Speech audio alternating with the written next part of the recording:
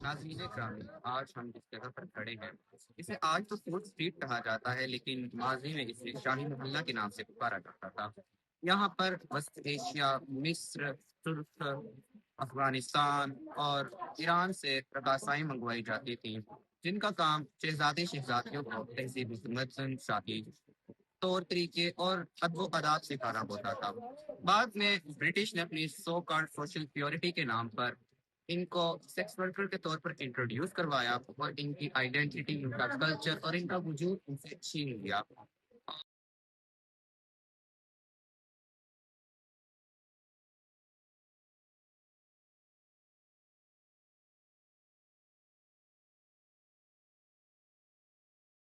اس کو تھیم میں لے کر سنجے لیلا بنسالی نے اپنے مشہور زبانہ ویب سیریز ہیرا منڈی بنائی ہے۔ اس کا تاریخی طور پر تو کچھ لینا دینا نہیں اس جگہ سے، مگر انہوں نے کہانی کو ضرور present کیا۔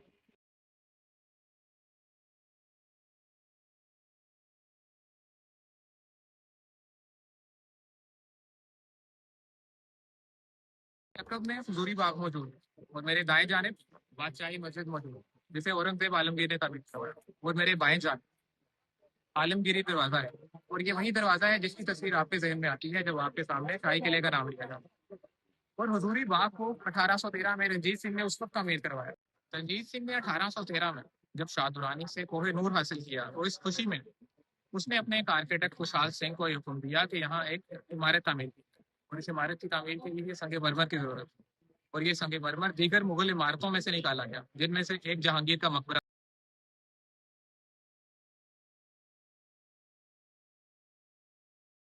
یہاں حضوری باغ سے پہلے سرائے عالمگیر موجود، جہاں پر تاجر، افواج اور مسافر آرام کیا کرتے، اور اسی جگہ پر بادشاہ اپنی افواج سے گفتگو کیا کرتے۔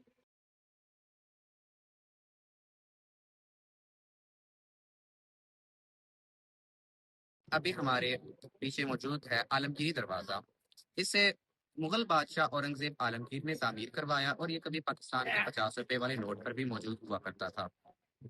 مہاراجا رنجیت سنگھ اور ان کے بیٹے نونہال سنگھ کی وفات کے بعد سکھوں میں خانہ جنگی کا آغاز ہوا، اور اس قلعے پر چاند پور کا قبضہ، اور شیر سنگھ نے بادشاہی مسجد کے سامنے اپنی توپیں نصب کی اور یہاں سے گولہ باری کی اس کے مرکزی دروازے پر۔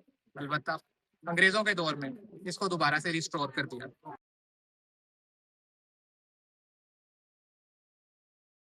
ایک طرف گردوارہ ڈیرا صاحب موجود ہے۔ یہ وہ گردوارہ ہے جو سکھوں کے مقدس ترین مقامات میں سے ایک ہے۔ یہی وہ جگہ ہے جہاں پر جہانگیر کے دور میں جہانگیر کے حکم پر سکھوں کے 5ویں گرو گرو ارجن دیو سنگھ کو ایگزیکیوٹ کیا گیا۔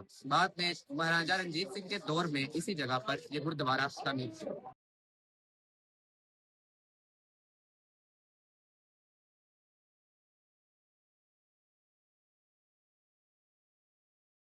اس وقت میرے اپروچ میں دیواریں مصوری موجود ہیں، اور جیسے ہی آپ شاہی قلعے میں داخل ہوتے ہیں تو یہ آپ کے سامنے اسے خاص ٹیکنیک کاشی کاری سے سجایا گیا ہے، اس پر پولوں کے مقابلوں، ہاتھیوں کی لڑائیوں اور مشہور رقاصاؤں کی تصویریں ہمیشہ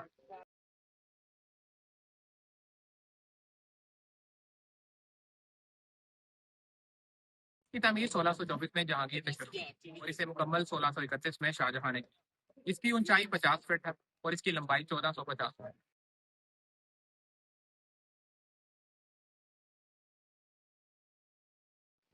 وقت کی قید میں تاریخی عمارتیں اپنی عظمت کھو دیتی ہیں، اور اسی طرح اس دیوار کے ساتھ بھی ہے اگر 2019 میں آغا خان ٹرسٹ اور WCLA کی مدد سے اسے کافی حد تک ریسٹور کر دیا۔ میرے پیچھے موجود ہے شاہ برج کے۔ یہ وہی دروازہ ہے جسے شاہ جہاں نے تعمیر کروایا، اور اسی دروازے کو آج کل عوام کے لیے قلعے میں داخلے کے لیے استعمال کیا جا رہا ہے۔ شاہ برج دروازے کے بائیں جانب سیڑھیوں کا ایک وسیع اور اس سلسلہ ہے، جسے ہاتھی پیر کہتے ہیں، اور یہ خاص طور پر ان ہاتھیوں کے لیے تعمیر کیا گیا ہے جن پر بیٹھ کر شاہجہاں اپنے شاہی حجرے کی جانب جاتے۔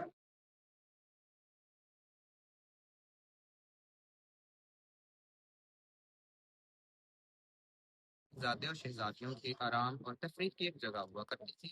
یہاں پر دنیا بھر سے بیش قیمتی درخت، پھول اور پھل لگائے گئے تھے، اور اس کی دیکھ بھال کے لیے جو ملازمین تھے ان کے لیے یہاں پہ کوارٹرز بھی بنائے گئے تھے، جن کے آج بھی کھنڈرات دیکھے جا سکتے ہیں۔ تو ناظرین کرام، اس کے پیچھے ترائے راوی بہتا تھا، رات کے وقت جب درائے راوی کی ٹھنڈی ہوائیں اس کے پھل پھولوں کی مہک کو مسرت بخشتی ہوں گی تو یہاں پر کیا ہی سما باندھا ہوگا۔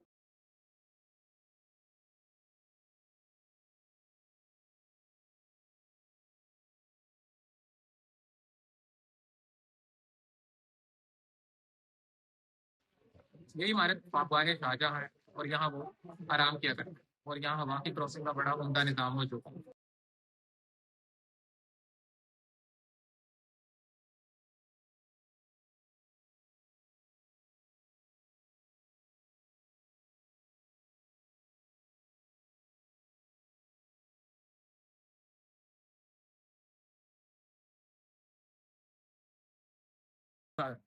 خوابگاہ شاہجہاں کے سامنے دیوان خاص موجود ہے اور یہاں وہ اپنے وزراء اور امیروں سے گفتگو کیا کرتے تھے اور اسی کے سامنے ایک فوارہ بھی موجود ہے۔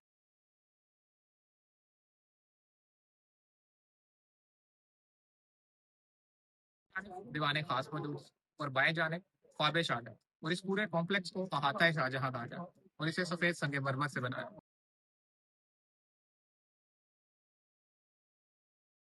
میرے دائیں جانب دیوان خاص موجود ہے اور میرے بائیں جانب خواب شاہجہاں موجود ہے اور اس پورے کمپلیکس کو احاطہ شاہجہاں کہا جاتا ہے اور اسے سفید سنگ مرمر سے بنایا۔ اس کی تعمیر اکبر کے دور میں شروع ہوئی اور جہانگیر کے دور میں مکمل ہوئی۔ یہ قلعے کے سب سے اہم مقامات اور سب سے اہم احاطوں میں سے ایک احاطہ تھا۔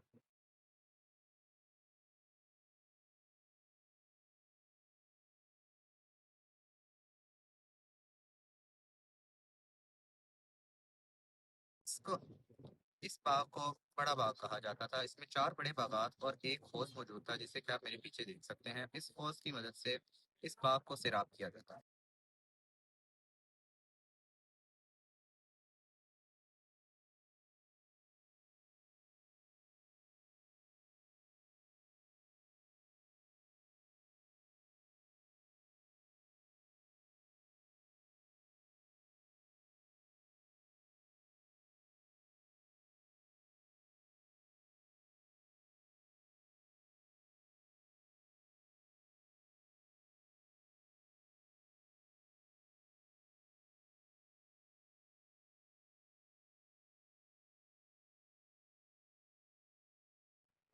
کھڑک سنگھ کے کھڑکنے سے کھڑکتی ہیں کھڑکیاں اور کھڑکیوں کے کھڑکنے سے کھڑکتا ہے کھڑک۔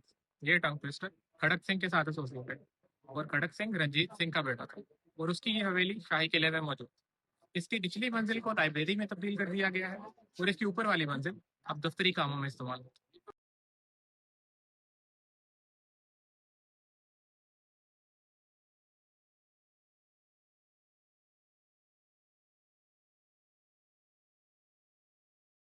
اس کو دولت خانہ خاصو عام کہتے ہیں۔ اس کو اکبر نے تعمیر کروایا۔ یہاں پہ اکبر اپنے خاص عمرہ خاص لوگوں سے ملاقاتیں کرتا تھا۔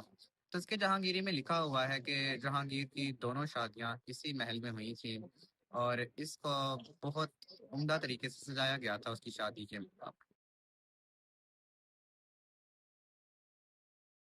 ناظرین اکرام، اس عمارت کے سامنے ابھی ہم کھڑے ہیں، اسے مائی جنہ کی حویلی کہا جاتا ہے۔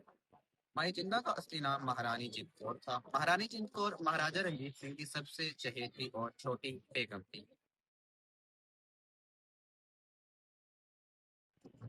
مہاراج دلیپ سنگھ جنہیں انگریز یہاں سے انگلینڈ لے گئے اور وہ پوری زندگی بعد میں مہارانی کے وکٹوریا کے وفادار رہے اور جن سے کوہ نور خریدا، وہ انہی مہارانی جند کور کے بیٹے تھے۔ اس عمارت میں 40 ستون اور یہ وقت کے ساتھ ساتھ بہت زبوح حال ہو چکا ہے۔ ریتوں نے اسے پھر سے ریسٹور کیا۔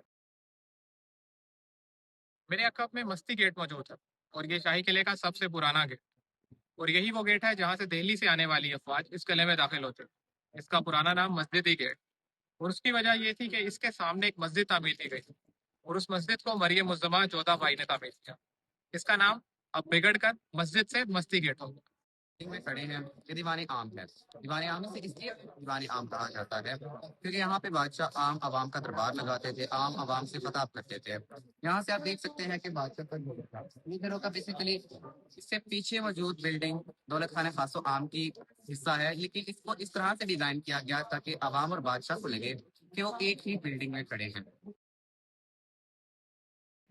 موتی مسجد کو شاہجہاں نے تعمیر کروایا اور شاہجہاں نے ہی تاج محل बनवाया اور یہ دونوں بلڈنگ سیم संग मरमर से बनाई गई اور کافی دیر تک یہ مشہور رہا کہ یہاں جنات آنا چاہتے.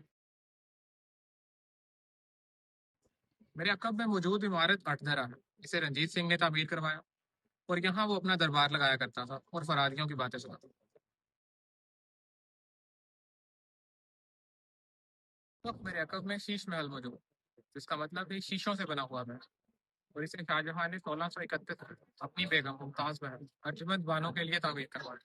اس میں بیش قیمتی پتھر اور بیش قیمتی جواہرات اور سونے کا استعمال کیا.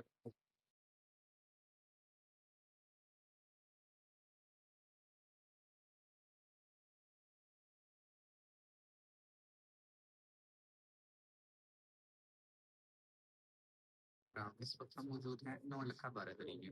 یہ شیش محل کا سب سے عمدہ خوبصورت حصہ ہے. اس کی لاگت میں اس وقت میں 9 لاکھ روپے خرچ آئے. اس وجہ سے اس کا نام بھی 9 لکھا بارادری.